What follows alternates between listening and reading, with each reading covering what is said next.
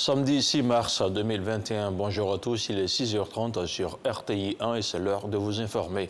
Et on commence avec ce communiqué de la présidence de la République. Le président de la République, son Excellence M. Alassane Ouattara, a effectué un séjour en France du 26 février au 4 mars 2021. Un séjour au cours duquel il a eu un entretien suivi d'un dîner avec le président de la République française, son Excellence M. Emmanuel Macron. Au cours de son séjour, le président Alassane Ouattara a rendu visite au Premier ministre Ahmed Bakayoko, actuellement hospitalisé à Paris. Compte tenu de l'état de santé du Premier ministre, il a été recommandé une prolongation de son hospitalisation. Toutes les pensées du chef de l'État, du gouvernement et de la nation entière accompagnent le Premier ministre dans cette épreuve, ainsi que des vœux de prompt rétablissement fait à Abidjan le vendredi 5 mars 2021. Après une semaine de campagne, les Ivoiriens se rendront aux urnes ce matin pour élire leurs représentants à l'Assemblée nationale. Je rappelle que 255 sièges sont à pourvoir. Les bureaux de vote seront ouverts dès 7 h du matin sur toute l'étendue du territoire national. Le déroulement du vote à suivre sur votre chaîne RTI 1. À la veille du scrutin, le président de la Commission électorale indépendante, CEI, a tenu à faire une adresse. Ibrahim Koulibaly Cuibière a fait le point de la campagne avant de rassurer les candidats et les électeurs sur la bonne tenue du scrutin. On regarde le reportage de Sidonie Davila. 1522 candidats pour 255 sièges à l'hémicycle. Les différents candidats ont tous prouvé sur le terrain qu'ils méritent de représenter leurs différentes populations à l'Assemblée nationale. Après une semaine de campagne sans incident majeur, selon la CEI, l'institution se réjouit de la bonne tenue de celle-ci. De l'avis quasi unanime des différentes parties prenantes au processus électoral, la campagne s'est déroulée sur toute l'étendue du territoire national de manière paisible. Malgré quelques incidents, au demeurant mineurs et marginaux, survenus dans certaines localités. C'est l'occasion pour nous de saluer le grand sens des responsabilités des candidats. C'est la preuve de la capacité de nos compatriotes et de toute notre classe politique à jouer pleinement sa partition dans la promotion de la démocratie dans notre pays. Ce samedi 6 février, un nouveau rendez-vous électoral est donné aux Ivoiriens. Plus de 7 millions d'électeurs vont choisir leurs députés pour les 5 années à venir. Les enjeux sont importants pour la Commission électorale indépendante. Je voudrais exhorter les électeurs à effectuer massivement le déplacement pour accomplir leurs devoirs civiques. Ce sont 22 135 bureaux de vote qui seront ouverts sur l'ensemble du territoire national de 8 h à 18 h, soit 10 heures continues de vote. Les électeurs qui n'ont pas pu retirer leur carte d'électeur pourront encore le faire dans leur bureau de vote respectif. Le président de la CEI réaffirme la ferme détermination de son institution à travailler en toute impartialité avec équité. Aux agents des bureaux de vote, je voudrais leur rappeler leur devoir de neutralité et de professionnalisme. Aux électeurs et aux candidats, je voudrais réaffirmer l'engagement de notre institution à garantir leur suffrage en le comptabilisant tel que exprimé. Au demeurant, le législateur a prévu des voies de recours devant le Conseil constitutionnel au cas où le candidat ne serait pas convaincu des résultats proclamés par la Commission électorale indépendante. À l'attention de tous, observateurs et médias en particulier, que la Commission électorale indépendante est la seule entité habilitée à proclamer les résultats provisoires et définitifs du scrutin législatif. La CEI n'oublie pas le volet sécuritaire. Son président, Ibrahim Koulibaly Cuibière, affirme que des dispositions sont prises en collaboration avec les forces de défense et de sécurité pour un déroulement paisible du scrutin. Et justement, le scrutin législatif sera sécurisé par les forces de défense et de sécurité de Côte d'Ivoire. Sur le sujet, le chef d'état-major général des armées a tenu à faire un point de presse au plateau. Ce sont au total 34 000 agents des forces de défense et de sécurité qui seront déployés sur toute l'étendue du territoire national. Ahmed Traoré, Adam Koné. Sécurisation des grands rassemblements pendant la campagne, protection des candidats et des acteurs en charge de l'organisation du scrutin, présence dissuasive dans les zones d'intérêt, présence physique sur les lieux de vote et sécurisation du transfert des résultats. Toutes ces questions ont fait l'objet du point presse du chef d'état-major général des armées à la veille des législatives 2021. Comparativement à la planification initiale qui avait été faite, conformément à notre doctrine d'emploi des forces, il s'agit d'une mission de sécurité publique. Donc la police et la gendarmerie sont en première ligne. Nous sécurisons les emprises de la CEI, nous sécurisons le convoyage des matériels électoraux, nous sécurisons les lieux de vote, nous sécurisons les axes interurbains et les axes à grande circulation pour permettre aux populations de pouvoir se rendre en toute sécurité dans les lieux de vote. Nous disposons d'unités mobiles dans toutes ces différentes localités pour pouvoir intervenir en cas de trouble à l'ordre public. Nous sécuriserons aussi la publication des résultats et même ensuite, nous resterons sur nos différentes positions pour nous rassurer que toute la situation est calme avant de nous retirer. Ce sont environ 34 000 agents des forces de défense et de sécurité qui sont déployés sur toute l'étendue du territoire. Objectif, rassurer les populations quant à l'accomplissement de leurs devoirs citoyens, le vote. Élections législatives, toujours, les leaders communautaires et les autorités de la ville du Diokwe dans l'ouest du pays ont mené une campagne de sensibilisation pour un scrutin apaisé. On regarde le reportage de notre envoyé spécial dans la région, Walter Amadou Ouattara. Lendemain de la période de campagne électorale relative aux législatives 2021, Diokwe, ce vendredi matin. Après les bruits de klaxons et les folles ambiances émaillées de musique et autres parades, c'est le calme plat. Même les affiches semblent avoir fini leur mission, fatiguées peut-être d'être restées 7 jours durant, placardées quelquefois sur les murs.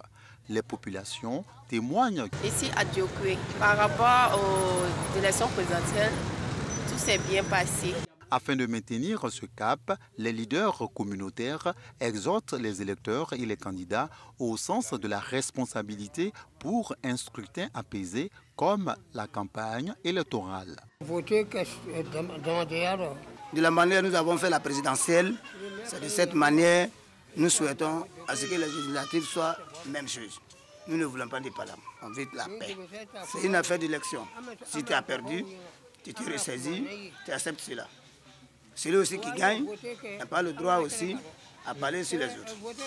En ce qui concerne la jeunesse, nous avons déjà lancé le message de l'apaisement. Nous sommes des ouais. Je vous demande la paix. Rien que la paix dans la région de Guémon. Surtout, Diokwe, c'est un centre. Diokwe, tu vas à Diblo. Diokwe, tu vas à Man. Diokwe, tu vas à Daloa. Les politiciens, je leur dis que restons tranquilles pour consolider la vraie paix. La plateforme des guides religieux de Diokwe est impliquée dans la sensibilisation. Le message que je lance, c'est un message de citoyenneté. Je demande à tout le monde, les candidats, la population, de sortir massivement pour s'acquitter de leurs droits civiques. Demain matin, tout le monde soit animé de l'esprit de fair play. La Coupe du Monde, il y a 33 équipes. Et c'est une équipe qui remporte. Et on applaudit pour l'équipe qui remporte. Moi, vraiment très forte qu'on donne à tout le monde. La plateforme des leaders religieux, au départ, a été initiée par USAID après les élections de 2011. Vu tout ce qui s'est passé à Diokwe ici, ils sont venus nous rencontrer. Et nous avons compris qu'il était important qu'on se mette ensemble. Donc, l'objectif de la plateforme, c'est d'abord la cohésion sociale, c'est la communion fraternelle, comme on le dit, c'est aussi la sensibilisation, la prévention des conflits, c'est aussi lutter contre la violence, l'extrémisme violent, en tout cas tout ce qui ne permet pas la cohésion sociale. La plateforme intervient au niveau de la radio. Justement, la radio locale joue sa partition à travers des messages pour le renforcement de la paix.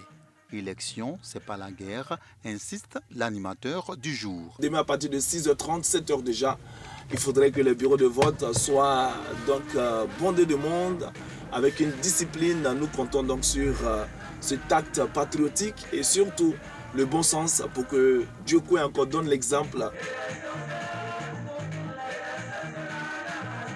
À la préfecture de région, un point sécuritaire est fait. Des dispositions sont aussi prises. À l'issue de cette réunion, je pense que les clignotants sont ouverts, nous sommes satisfaits. Tout ce qu'il faut pour que le scrutin se passe dans les meilleures conditions possibles, tout cela est réuni, les hommes sont en place. Il faut savoir que c'est un effectif de plus de 500 agents qui sont mobilisés, répartis dans les lieux de vote et qui vont faire correctement leur travail selon les feuilles de route qui ont été édictées de commun accord avec la commission électorale indépendante et puis l'état-major au niveau national en ce qui concerne la sécurité. Le commissariat de police de Diokwe a fait enlever au niveau de la ville tous les pneus usagés. Vous n'en trouverez pas, parce que ce sont ces éléments que certains individus utilisent pour créer des désordres. Nous avons pris aussi attache avec les gérants des stations d'essence pour ne pas vendre du carburant. Des mesures qui vont certainement contribuer à une expression massive des électeurs le jour du vote. J'ai eu un peu peur pendant la campagne parce qu'il y avait beaucoup de candidats. Finalement, tout s'est très bien passé. J'ai sorti pour aller voter mon candidat parce que c'est lui qui va me représenter à l'Assemblée nationale. On n'a pas peur, je suis sérieux. On sait qu'on est en sécurité. Demain, par la grâce, je vais sortir pour aller voter. De son côté, la CEU régionale assure que les agents et tout le matériel sont opérationnels. Tout à fait prêt, on continue de faire le déploiement. Certains sont déjà partis dans les localités les plus éloignées et donc je pense qu'on sera prêt d'ici demain matin. Les agents électoraux sont au nombre de 3 par bureau de vote, un président et 2 secrétaires. La région du Guémon, c'est 4 départements, à savoir Diokwe, Bangolo, Kouibli et Fakobli pour 21 commissions électorales locales, 289 lieux de vote, 545 bureaux de vote et 184 348 électeurs. Et voilà, c'était pour vous le reportage de Walter Amadou Ouattara sur les préparatifs du scrutin de ce matin. Du sport, du football, à présent, Jacques Bernard Anouma renonce à se présenter à l'élection du président de la CAF, la Confédération africaine de football. L'ancien président de la FIFA était l'invité vendredi soir du journal de 20h. Je vous propose de l'écouter. La Fédération ivoirienne de football, avec l'accord du gouvernement de la République de Côte d'Ivoire, m'a fait l'immense honneur de présenter ma candidature à l'élection du président de la Confédération africaine de football, prévue pour le 12 mars à Rabat. J'ai porté un projet africain au service exclusif du développement du football du continent et des générations futures. Les candidatures se sont multipliées à ce moment crucial de l'histoire de la CAF, où notre football ne peut offrir au monde un visage de division. Après mûre réflexion, concertation et consultation, inspiré par les valeurs d'entente d'union que la Côte d'Ivoire a toujours promues sur le continent, convaincu qu'il est aujourd'hui préférable de créer les conditions d'un rassemblement des meilleures intelligences afin de faire triompher l'intérêt collectif du football africain, j'ai décidé de renoncer à ma candidature. Une candidature à laquelle j'ai réussi à faire adhérer nombre de personnes ici comme ailleurs. En réalisant cette union sacrée des meilleures volontés africaines autour de la CAF, avec un programme commun, nous pourrons contribuer ensemble à son redressement. Je le ferai avec l'expérience qui est mienne, toujours soucieux des intérêts de la Côte d'Ivoire et de l'Afrique. C'est ainsi que je mettrai mon expérience unique du football continental et mondial au service de la nécessaire reconstruction du football africain et de l'organisation prochaine de la CAN 2023 en Côte d'Ivoire. J'adresse mes sincères remerciements à toutes les filles et fils du continent qui m'ont exprimé sympathie et attention durant ce parcours exaltant. J'exprime enfin mon infinie gratitude au président de la République, son Excellence M. Alassane Ouattara, au Premier ministre Ahmed Bakayoko, ainsi qu'à l'ensemble du gouvernement, au comité des sages, aux présidents des fédérations qui m'ont soutenu, aux clubs et acteurs du football de Côte d'Ivoire, au public sportif et à mon équipe de campagne pour l'inestimable soutien qui m'a été accordé sans réserve. Je crois en une Afrique du football unie, forte et respectée.